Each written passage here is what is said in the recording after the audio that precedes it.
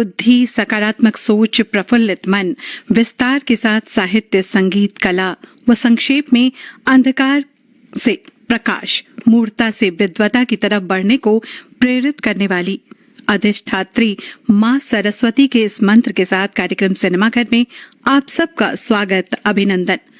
हमारे देश की परंपराओं में प्रमुख स्थान संगीत का रहा है। हवा में गुनगुनाहट, नदियों के बल खाते उस उठने गिरने की आवाज में ताल और बच्चे के रुदन से लेकर आपदा के क्रंदन तक में संगीत के विद्यमान होने की थ्योरी को प्रमाणित किया है हमने, यानी हमारी भारतीय संस्कृति ने। संगीत उपचार है, संगीत प्रेम है, संगीत तपस्या है, संगीत समर्पण, त्याग व निष्ठा के कदमों से शीर्ष पर पहुंचकर ईश्वर की आराधना की भक्ति है। आज के विशेष दिन वसंत पंचमी की शुभकामनाएं अपनी रेडियो साथी सारिका पंकज का करिए स्वीकार, प्रणाम। आज की फिल्म है सुर संगम। 1985 में प्रदर्शित यह फिल्म गुरु शिष्य संगीत को समर्पित एक व्यक्ति की कहानी है। शास्त्रीय संगीत भारतवर्ष की आत्मा है।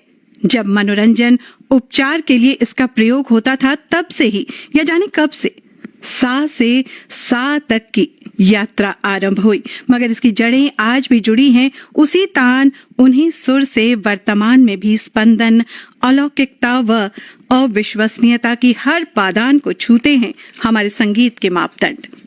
फिल्म की कहानी से ये जान लें कि इसकी नींव कहां से आई और किसने इतने कठिन विषय पर बिना व्यावसायिक लाभ को ध्यान में रखते हुए इसका निर्माण किया। के विश्वनाथ इसके डायरेक्टर हैं। ये व्यक्ति एक कंप्लीट पैकेज हुआ करते थे, director, lyricist, screen play writer व साथ साथ एक्टर भी। दादा साहब फाल्के अवार्ड, पद्मश्री से सम्मानित उनके निर्माण से ये पता लगता है कि उनके संगीत में विशेष रुचि थी। सरगम, संगीत, संजोग, कामचोर जैसी संगीतमय फिल्मों को बनाने वाले के विश्वनाथ ने 1979 में एक तेलुगु फिल्म बनाई, शंकर भरणम अर्थात शिव का गहना।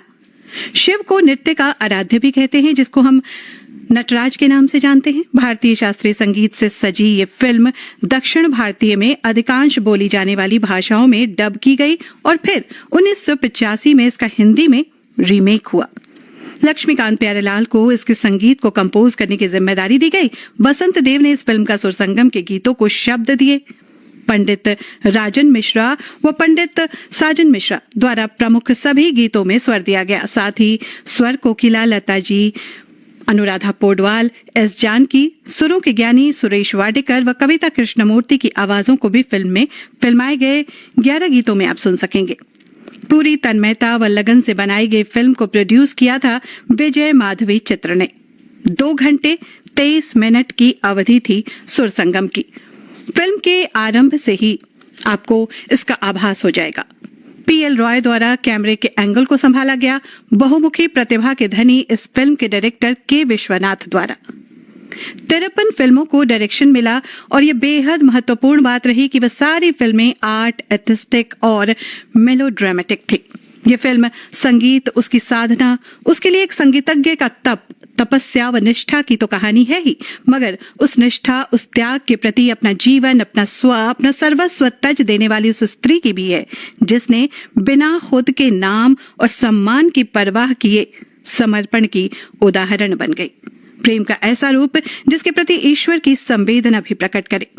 ऐसा इसलिए कह रही हूं क्योंकि इस फिल्म का समर्पित निष्ठा का वो अंत है जहां से आरंभ होती है एक सीख, एक सबक, एक उत्कृष्ट उदाहरण की।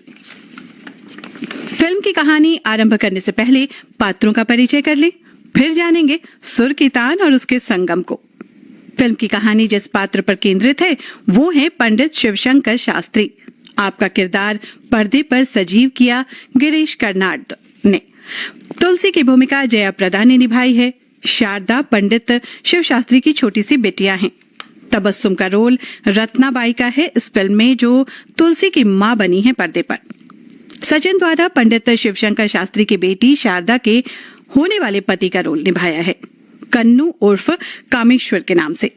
गोपाल जो पंडित शिव शंकर शास्त्री के साथ तबले पर संगत करता है और मंच के बाद भी साथ ही रहता है का किरदार पिंटल द्वारा निभाया गया है। कन्नू की दादी का रोल दीना पाठक द्वारा चित्रित किया गया है। असरानी ने दास गुरुजी का रोल किया है। फिल्म का अत्यंत महत्वपूर्ण किरदार बेबी ममता ने बिट्टू के नाम से निभाया है, जो कि तुलसी का बेटा होता है। वकील साहब की भूमिका को जीवंत बनाया है देवेन वर्मा ने। ये पंडित शिवशंकर शास्त्री के मित्र भी हैं। नाम है माधव। जमींदार के रोल में तिवारी नजर आते हैं। पंडित शास्त्री के घर की महाराजिन का किरदार सुलभा देशपांडे ने निभाया है।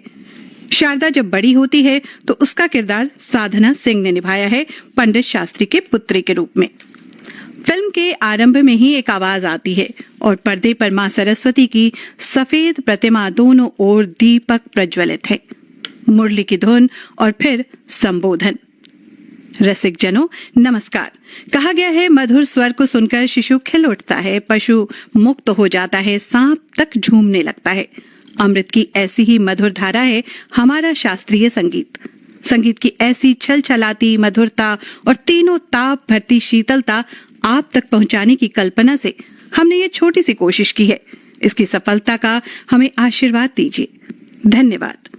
अगले ही पल एक बड़ी सी जेटी बोट खर खर की आवाज के साथ पानी में चली जा रही है। एक बच्चा उसके किनारे पर बैठा है, साथ में उसकी माँ भी है। बच्चा जेटी के छत पर जाकर सरगम और अलाप के सुरों के साथ खेलता है और फिर बर्तनों को आपस में टकराकर लय निकालता है। यात्री के कुछ साथी भी उसका जवाब देते हैं। चाबियों के गुच्छे से, प्लेट चम्मचों से हाथों से निकलती ध्वनि समा बांध देती है। कास्टिंग की समाप्ति होती है और बोट भी किराने पे जाकर लग जाती है। वहीं घाट पर पंडित शिव शास्त्री आते हैं स्नान के लिए।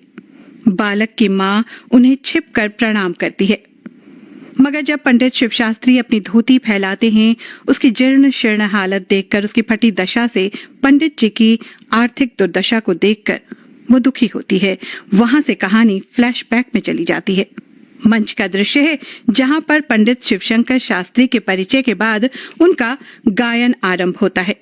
मंच के सामने उस बालक की मां तुलसी बैठी है।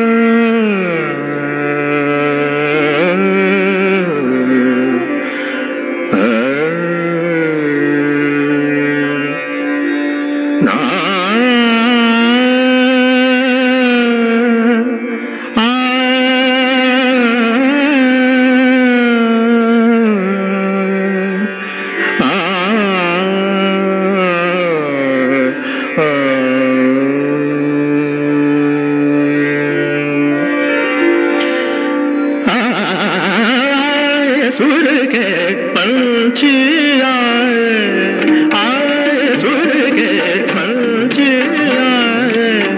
आए सुर के पंछी आए अंबर के ओंकार नाद की गूंज सुनाते आए अंबर के ओंकार नाद की गूंज सुनाते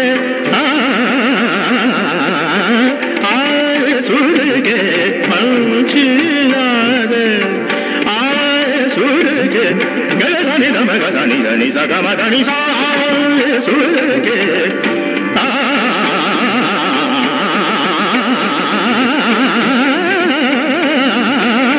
आए सुर के पंछी गम धनी धम धनी सा ग सनी सा गम सा ग सनी धनी धम ग नि सा गम धनी सा सा सा आए सुर के पंछ आए, आए सुर के पंछ आए।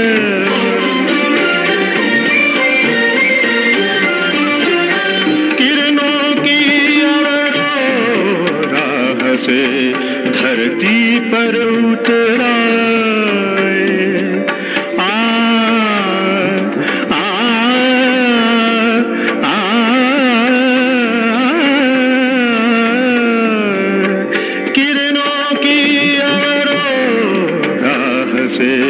धरती पर उतराए, माटी को छूकर जीने की चाह जगाते, आए सुर के पंछ आए, आए सुर के पंछ आए।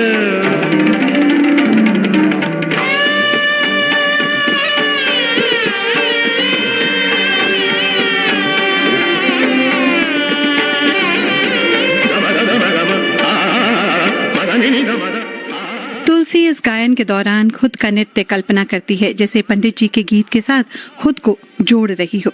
तुलसी तल्लीनता से सुन रही है, तभी वहां एक व्यक्ति आता है और मंच की तरफ पीठ करके बैठता है। पंडित शिवशंकर शास्त्री बीच में ही गीत रोककर मंच छोड़कर चले जाते हैं। घर पहुंचकर गोपाल को पंडित जी की बिटिया कहती है, दद्दू को वहां क्यों ले गए थे गोपाल चाचा, अपमान करवाने? और तब बताती है कि किस तरह शारदा को जन्म देने की पीड़ा को पंडित जी की पत्नी सहन न कर पाई। महाराज इनकी चर्चा कर रही होती है और पंडित जी के रियाज करने की आवाज वहां से वो आ रही है। वो बताती है कि पंडित जी रियाज करते रहे और पंडितानी गुजर गई। तभी पंडित जी की बग्घी एक पुरानी हवेली नुमा घर पर आकर रुकती है। ये घर पंडित शिवशंकर शास्त्री का है। वो अंदर आते हैं, जहां उनकी छोटी सी बेटी तानपुरा लेकर अभ्यास कर रही है और इस दृश्य से पंडित शास्त्री का गुस्सा उतर जाता है। अगले दृश्य में सुबह का वक्त है। नदी के किनारे पानी में कंधे तक शारदा को खड़ा करके पंडित शास्त्री सरगम की आरोह और अवरोह का अभ्यास करवा रहे हैं। तुलसी आती है और उस तान पर नृत्य करने लगती है, या यूं कह ले कि खुद ब खुद उसके पांव चलने लगते हैं। पंडित जी की नजर पड़ती है तो वो रुक जाते हैं, मगर फिर वो गायन जारी रखते हैं और तुलसी अपना नृत्य।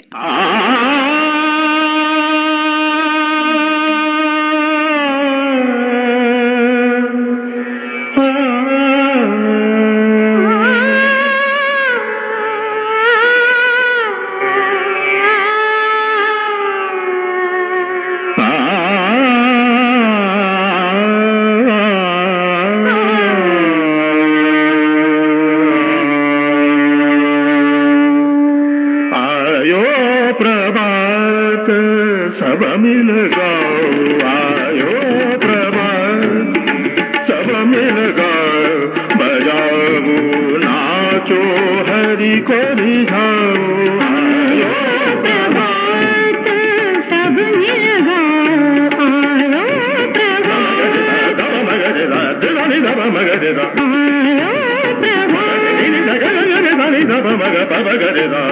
आयो प्रभात।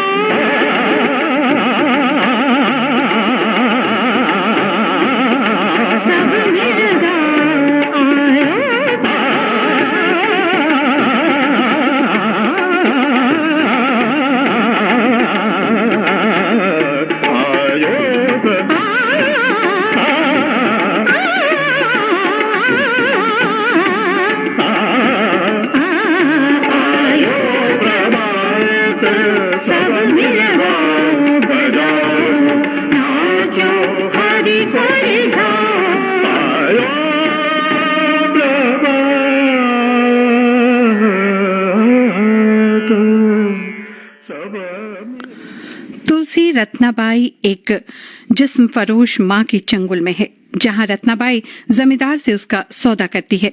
जब उसका भाई तुलसी से सख्ती करने की धमकी देता है तो तुलसी घर से भाग जाती है। सरकती हुई ट्रेन में जब तुलसी चढ़ती है, उसी ट्रेन में पंडित शिवशंकर शास्त्री भी यात्रा कर रहे हैं। वो कर्नाटक अपने वकील मित्र माधव की मध्यस्थता से मिले आमंत्रण पर सम्मान समारोह के लिए यात्रा कर रहे हैं। ट्रेन अपने गंतव्य तक पहुंचती है। इधर गोपाल प्रेस वालों को बताता है कि हम सब बस से आए हैं, पंडित जी ट्रेन से आ रहे हैं। तभी बड़ी सी इम्पाला से शास्त्री जी उतरते हैं, साथ में तुलसी भी है। गोपाल को कुछ अजीब लगता है, मगर फिर मंच पर पंडित शिव शास्त्री जी के पांव में कड़ा, जिसे तोड़ा कहते हैं, पहनाकर उन्हें सम्मानित किया जाता है। पुष्प वर्षा होती है। तुलसी भी वहां मौजूद है। पंडित जी संबोधित करते हुए कहते हैं, रसिक जनों, मुझ जैसे संगीत सेवक को कर्नाटक बुलाकर आपने अपनी प्रथा के अनुसार ये तोड़ा पहनाया, मेरा गौरव बढ़ाया, मेरा सम्मान करके आपने ये साबित किया कि संगीत देश और भाषा, धर्म और जात पात के बंधनों से परे है। मैं तो केवल स्वर की भाषा जानता हूँ। शब्दों में इससे अधिक क्या कहूँ कि आपके प्रेम की बेड़ी, ये तोड़ा अंत तक मेरे शरीर का एक हिस्सा बनकर रहेगा। फिर तालियों की गड़गड़ाहट से अनुमति लेकर पंडित जी गायन आरंभ करते हैं।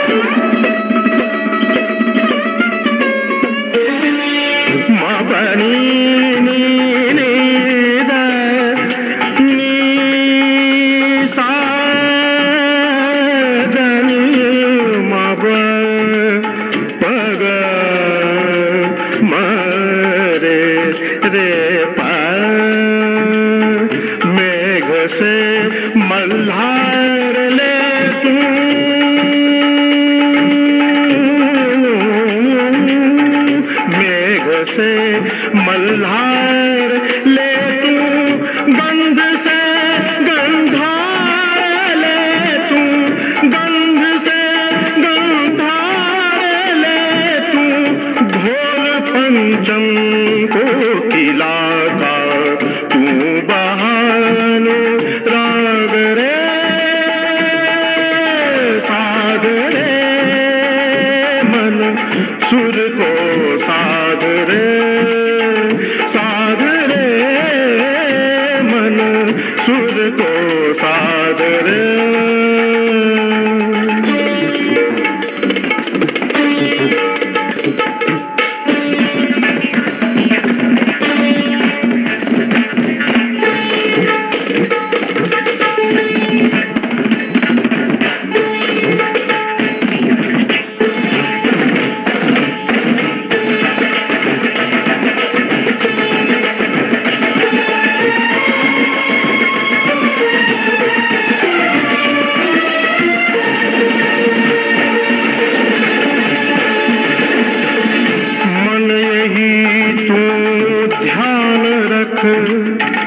मन यही तू ध्यान रख, सुर की सही पहचान रख, सुर की सही पहचान रख, तू रहे या ना रहे पर सुर रहे आबाद रे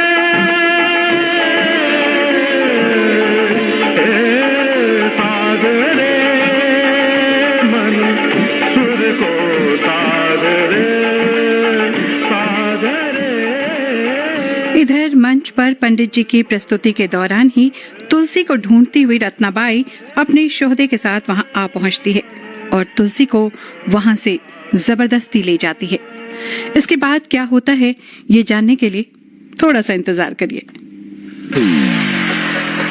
सांसों का परफ्यूम है ये डाबर रेड पे फ्रेश जेल, हर एक जेल से कूल है ये डाबर रेड पे फ्रेश जेल। ये नया ज़माना डाबर पे फ्रेश जेल का दीवाना, खुशबू जो इसकी कहते मुश्किल है पर छुपाना। नया डाबर रेड बे फ्रेश जेल, सांसों का परफ्यूम।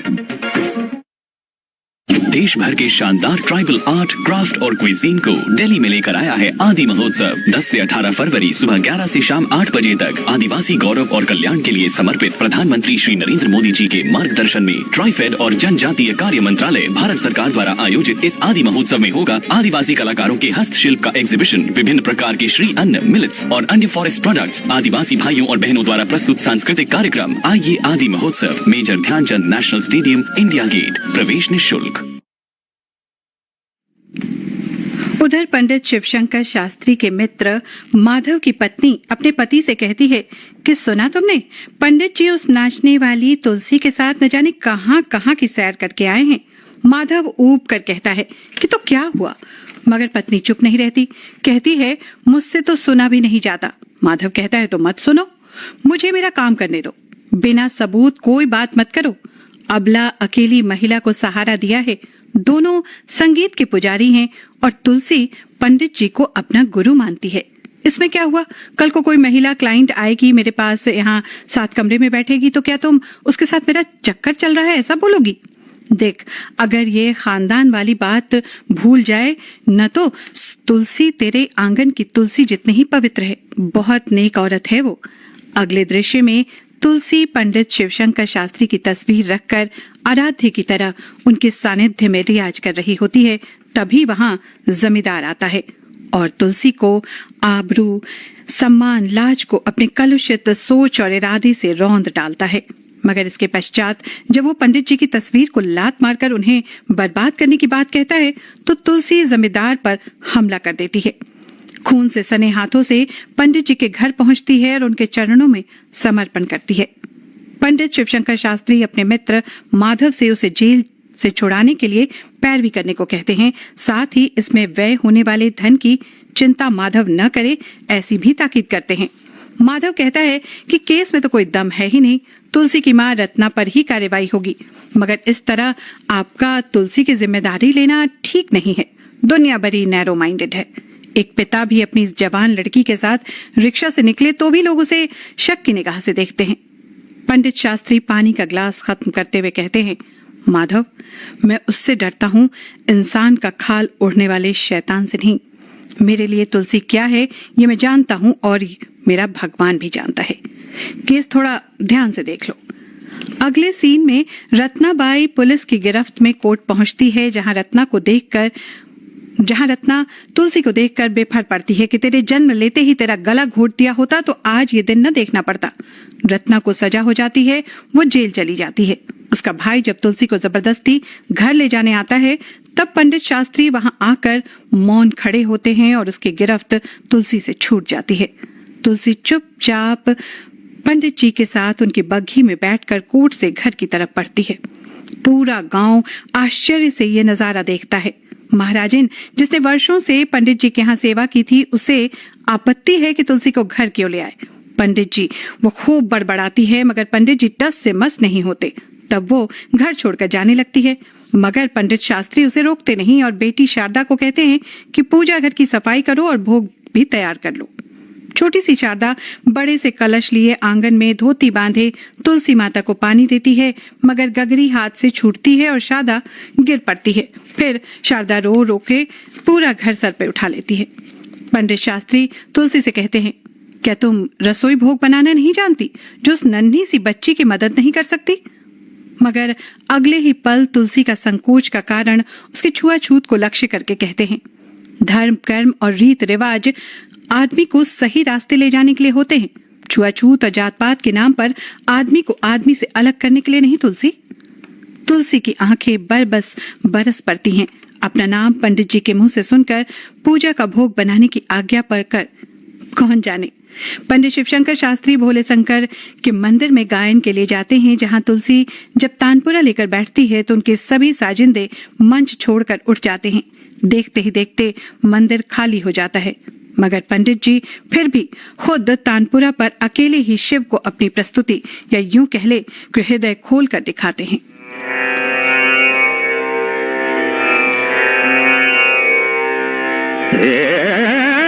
शिव शंकर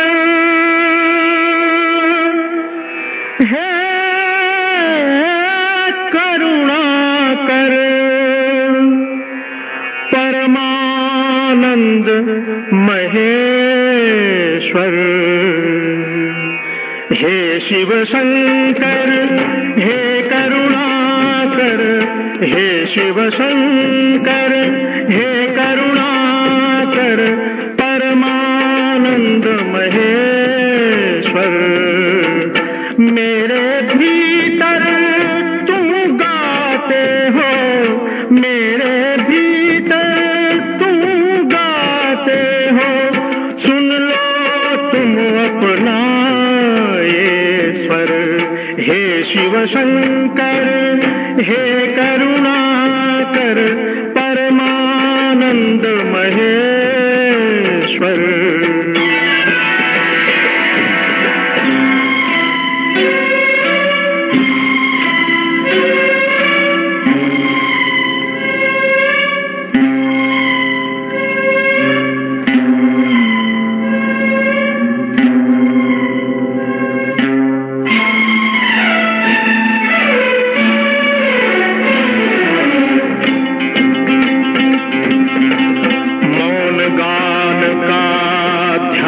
जमाया मौन गान का ध्यान जमाया, योग राग को ही माना। तुम ही बने हो तान प्राण की, तुम ही बने हो तान प्राण की। मेरे तन मन को पावन कर। हे शिव शंकर हे करुणाकर परमानंद महेश्वर।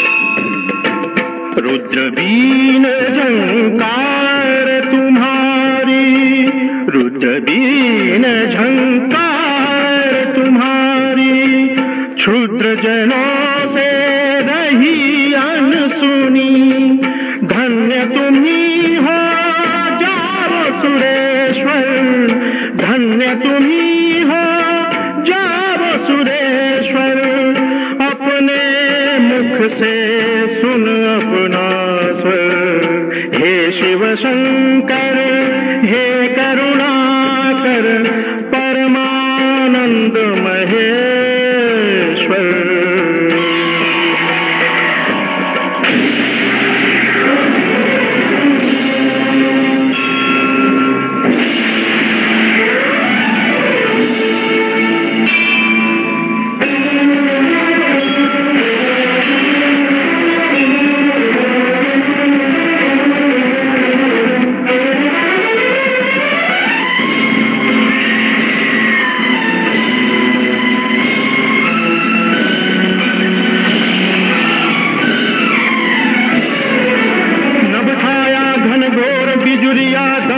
झमके अधरों की मुस्कान तुम्हारी चम चम चमके। घिर घिर आए मेघ भयंकर गरज गरजते, गूंजा नूपुर नाद तुम्हारा थिरक थिरकते।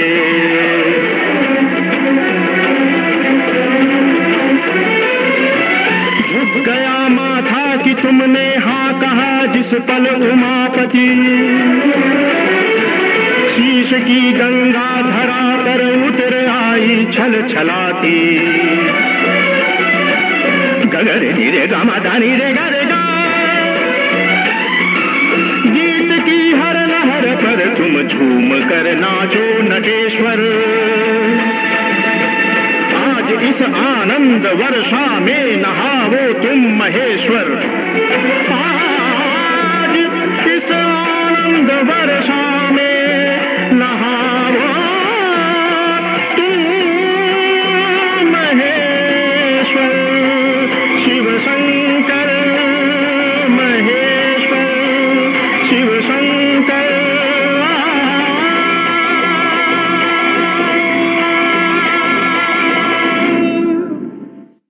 इस गीत के पूरा होते होते में तुलसी पंडित जी का घर छोड़कर कहीं दूर चली जाती है। उसे पता लगता है कि वो गर्भवती है।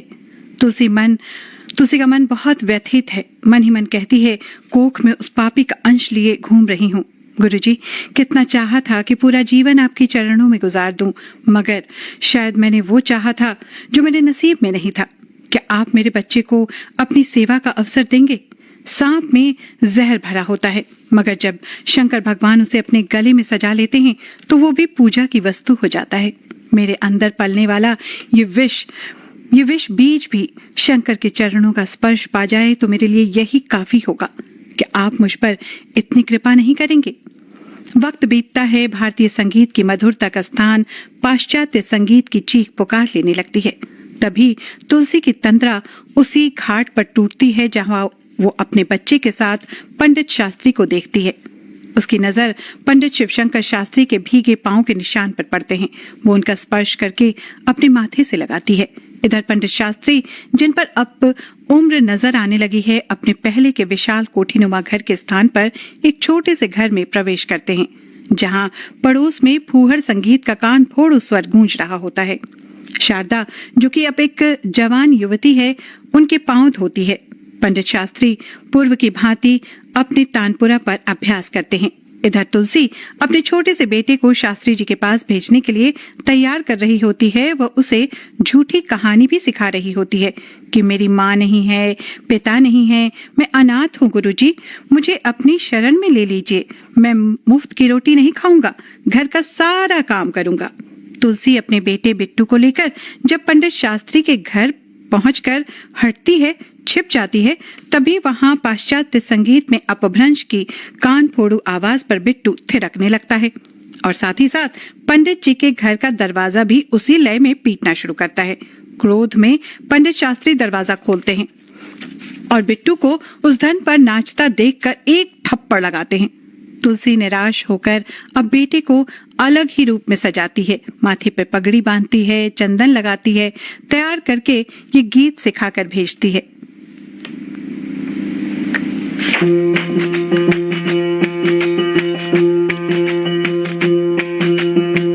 प्रभु मोरे गुण सिद्ध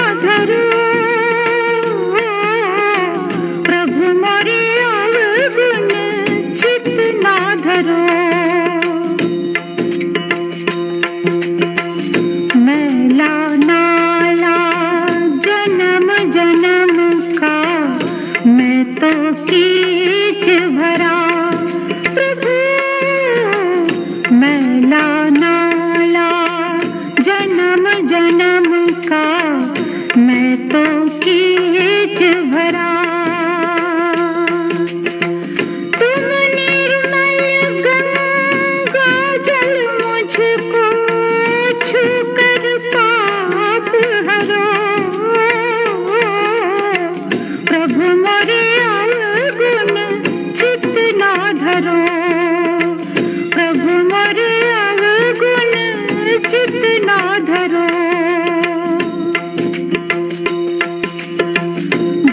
सागर में फंसी नाव का मैं भटका पंछी प्रभु भव सागर में फंसी नाव का मैं भटका पंछी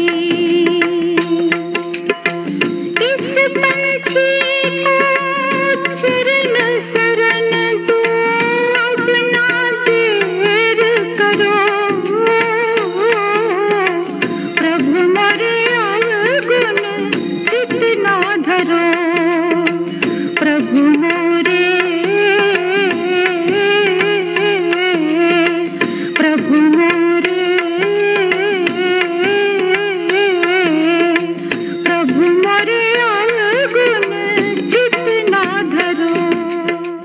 क्या शास्त्री जी ने तुलसी के बेटे को स्वीकार किया?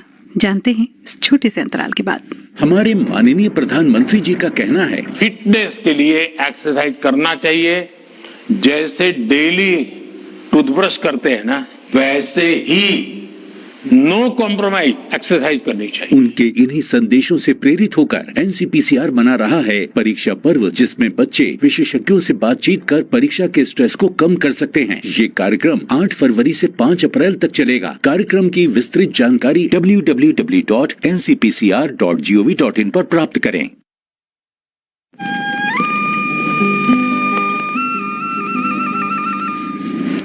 गाता हुआ बिट्टू शास्त्री जी के दरवाजे पर जाकर बैठ जाता है। शारदा बाहर आकर उसका गीत सुनती है, उससे उसका नाम पूछती है। बिट्टू अपना पहला नाम शंकर बताता है, दूसरा नाम बिट्टू।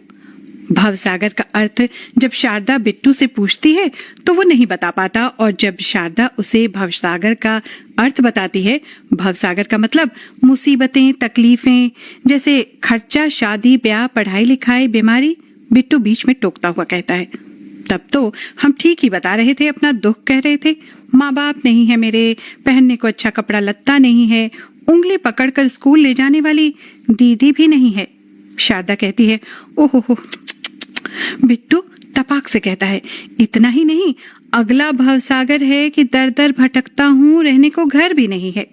भूख मिटाने को पानी पी लेता हूँ, एक घूंट पीता हूँ कहता हूँ ये रोटी है, दूसरा घूंट पीता हूँ कहता हूँ दूध है, अगला घूंट जलेबी। ये भी एक भवसागर ही है ना? मगर फिर पेट बहुत दुखता है तो हाथ से पेट दबाकर किसी मंदिर में पड़ा रहता हूँ और यही गाना गा लेता हूँ। शारदा पूछती है, तो आज यहाँ क्यों गा रहे हो? बिट्टू फिर फटाक से कहता है, ये भी तो एक मंदिर ही है ना, पंडित जी यहीं रहते हैं ना, तुम उनकी बेटी हो?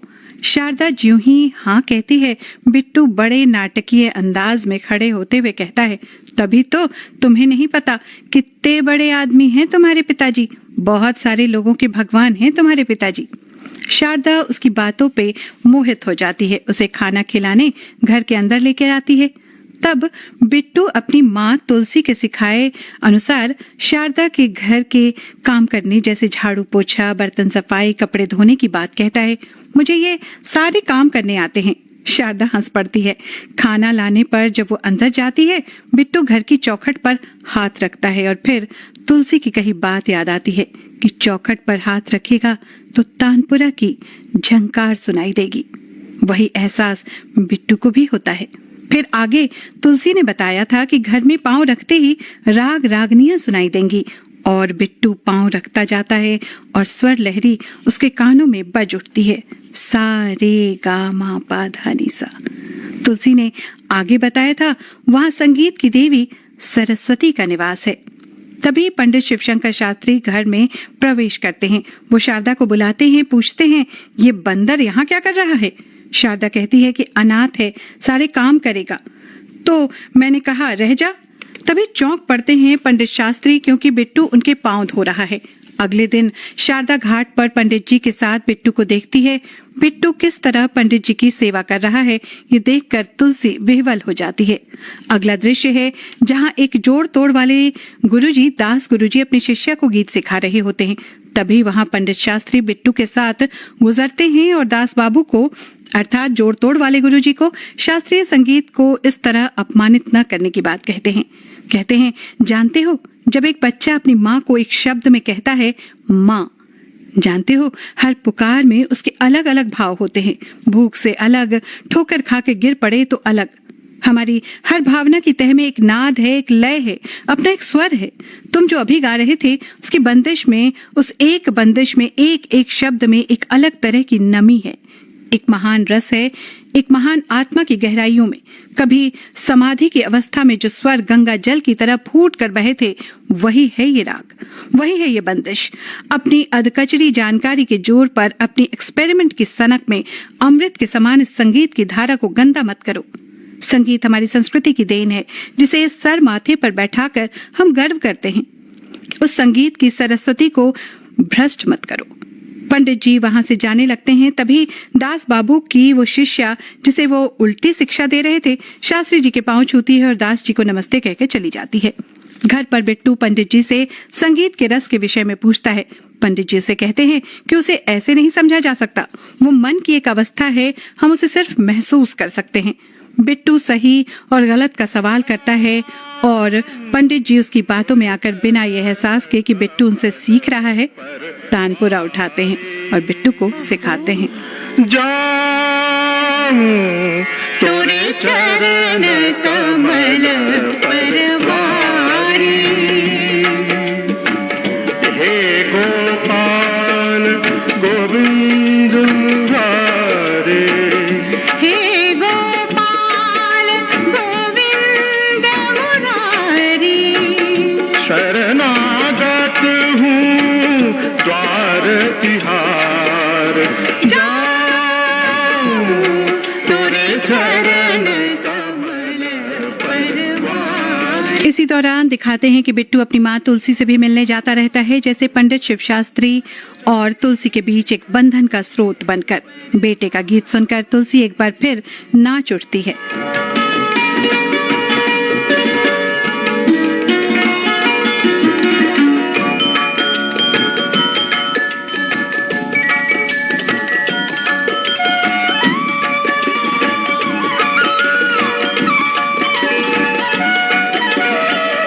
कितना घना बना दियारा, कितना घना बना दियारा, घुलता मैं सारा का सारा, घुलता में सारा का सारा, तू ही मेरा एक आधार,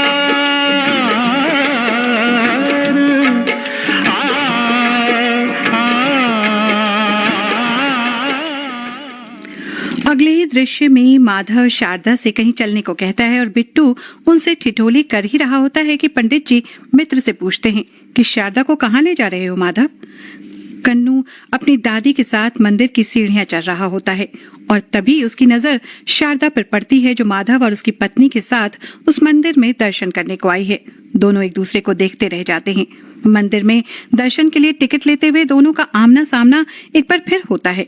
कन्नू दादी की गंगा जली गुम कर देता है तो शारदा उसे लौटाती है और इस बार बार के आमना सामना से दोनों के मन में प्रेम का राग छू जाता है। इधर पंडित जी को सोता हुआ देखकर बिट्टू उन्हें पंखा से हवा करता है, पांव दबाता है, गाता है। जहां उसके शब्द छूटते हैं, पंडित जी वहीं से थाम लेते हैं।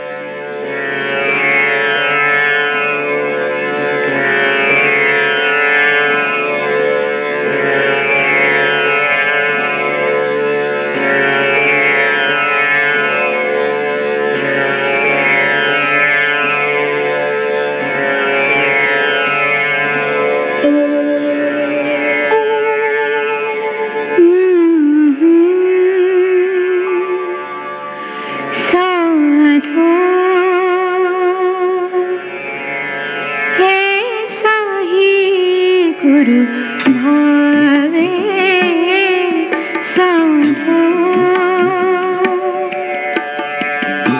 ऐसा ही गुरु भावे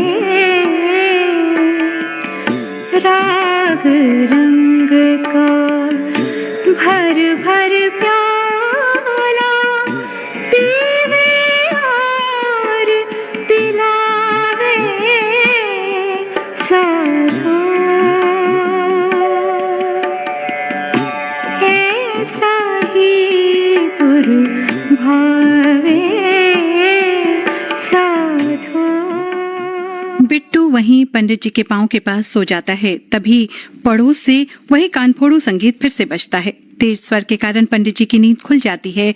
पंडित जी उस घर में वहां पहुंचते हैं जहां वेस्टर्न म्यूजिक की जोड़ तोड़ हो रही है। वो एक स्टैंजा सुनाते हैं और चुनौती देते हैं कि फौरन वही स्टैंजा फिर से आगे का रिद्म गाकर सुनाइए। फिर शास्त्रीय संगीत की एक छोटी सी तान गाकर सुनाते हैं। कहते हैं गाकर सुनाओ, मगर वो नहीं सुना पाता। तब पंडित शास्त्री अंग्रेजी में उनसे कहते हैं, please don't be childish and stupid. संगीत भगवान की देन है, चाहे वो भारतीय हो या विदेशी, वो भाषा का भेद नहीं जानता, अपने और पराये में फर्क नहीं जानता।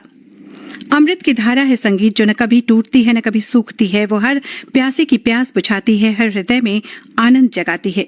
कौन होते हैं हम ये कहने वाले कि वो संगीत ऊंचा है, ये संगीत ओछा है। अपनी पुरानी परंपरा और अपने संगीत में उसकी परछाई को बगैर देखे बगैर समझे उसका अपमान करना मूर्खता है। एक तरफ वो विदेशी लोग हैं जो भारतीय संगीत को महान बताते हैं और इस देश में आकर श्रद्धा के साथ ओंकार की उपासना करते हैं, और एक तरफ आप लोग हैं इसी देश की संतान जो अपने ही देश की संगीत को घटिया मानते हैं, उसका अपमान करते हैं, आप अपने मुंह से अपनी माता की निंदा करते हैं। इससे बड़ा अपराध कोई नहीं और इस अपराध के लिए क्षमा भी नहीं। इधर तुलसी बुनाई करके अपना जीवन यापन करती है। जिस दुकान पे वो अपना सामान देने आती है, वहीं एक दिन पंडित शास्त्री उसके उपस्थिति में आते हैं। रामचरण दुकान वाले से अपने बड़े घर की गिरवी के बदले कुछ और रुपए मांगने आए हैं। वो उन्हें 300 रुपया देता है और लौटते में शास्त्री जी वो रुपया भी अपने पुराने तबला संगत कलाकार गोपाल को घर पर जाकर दे आते हैं। उसके टूटते ताल का ध्यान रखने को कहते हैं, तो वो कहता है कि ताल तो गुरुजी उसी दिन टूट गया जिस दिन आपसे बिगाड़ किया। पिछले 12 साल से पेट भरने के लिए इन हाथों ने क्या कुछ नहीं किया। पंडित जी कहते हैं कि अरे पगले, कमाई संपत्ति चली गई तो क्या हुआ, ईश्वर का दिया सुर तो सलामत है। जिस दिन इस कंठ में सुर न हुए वही दिन मेरी मौत का होगा। पंडित जी साहूकार के लिए उधार के पैसे गोपाल को देकर वहां से चले जाते हैं।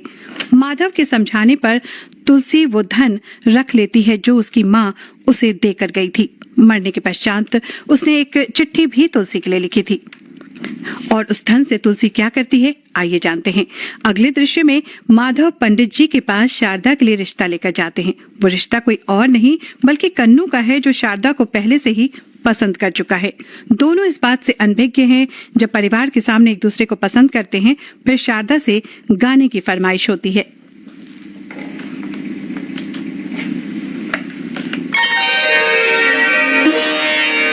मैं का पिया बुलावे अपने मंदिरवा, मैं का पिया बुलावे अपने मंदिरवा, मैं का पिया बुलावे अपने मंदिरवा, मंदिरवा मंदिरवा, मैं का पिया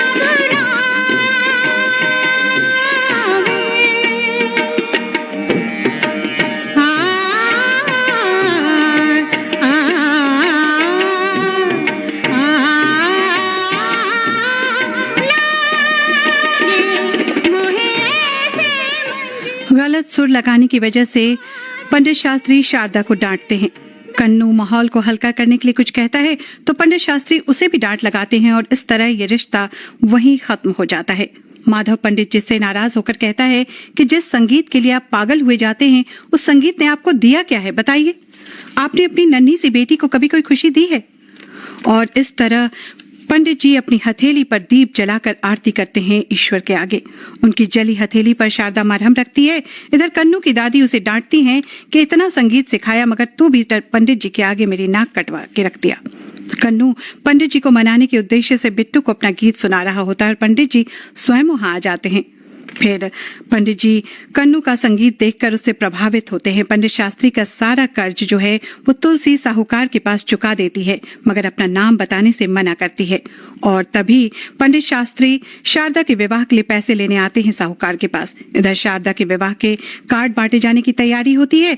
माधव पंडित शास्त्री को बताता है कि विवाह वाले दिन ही एक संगीतशाला का शुभारंभ आपके हाथों होना है, और पंडित शास्त्री मान भी जाते हैं। अगले दृश्य में पंडित शिवशंकर शास्त्री वहां पहुंचते हैं, साथ में शारदा, उसके पति कन्नू के साथ माधव भी पंडित शास्त्री के साथ आए हैं। इस विद्यालय का नाम है पंडित शिवशंकर शास्त्री कला मंदिर। ये देखकर शास्त्री जी थोड़े आश्चर्य मिश्रित खुशी में हैं। हर तरफ पंडित जी के आरंभ के दिनों की तस्वीर लगी है। तालियों की करतल ध्वनि के बीच पंडित शास्त्री मंच पर विराजते हैं। फिर अपने श्रोताओं से मुखातिब होकर कहते हैं, रसिक श्रोताओं को दंडवत। पश्चिमी संगीत की आंधी में भारतीय शास्त्रीय संगीत की कांपती फड़फड़ाती लौ को जिन हाथों ने बुझने से बचाया है, मैं उनका वंदन करता हूँ। जिस दाता ने इस संगीत को दोबारा जीवन देने का शुभ संकल्प करके इस सभागार का निर्माण करवाया, उस सेवाव्रती का मैं 100 बार पाद वंदन करता हूँ। सामने छिपकर तुलसी ये सब सुन रही है। आंखें छलक कर ऐसा कहने से पंडित जी को रोकना चाहती है। आगे पंडित जी कहना जारी रखते हैं, संगीत कला जीवन की कला है, जीवन की धारा के समान वो अमर है। ये काम सिर्फ दौलत के दम पर ही नहीं बल्कि सेवा के बल पर किया जा सकता है। सेवा की राह धूल बनने का सौभाग्य जिसे मिले उसका जीवन धन्य है।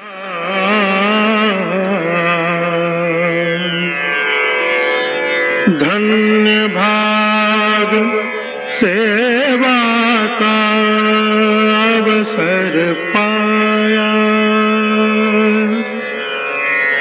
धन्य भाग सेवा का अवसर पाया पाया, धन्य भाग सेवा का अवसर पाया पाया, धन्य भाग सेवा का अवसर पाया,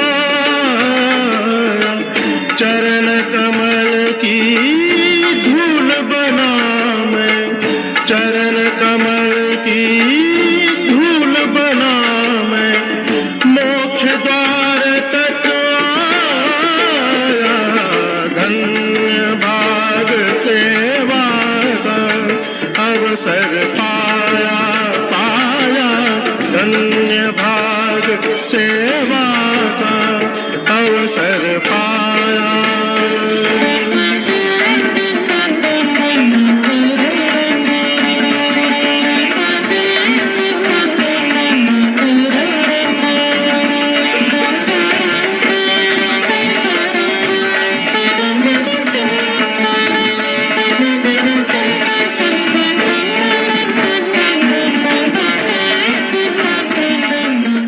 अचानक पंडित जी की सांस उखड़ती है और बिट्टू जो वहीं अपनी माँ तुलसी के समीप खड़ा था वहीं से गायन को संभाल लेता है।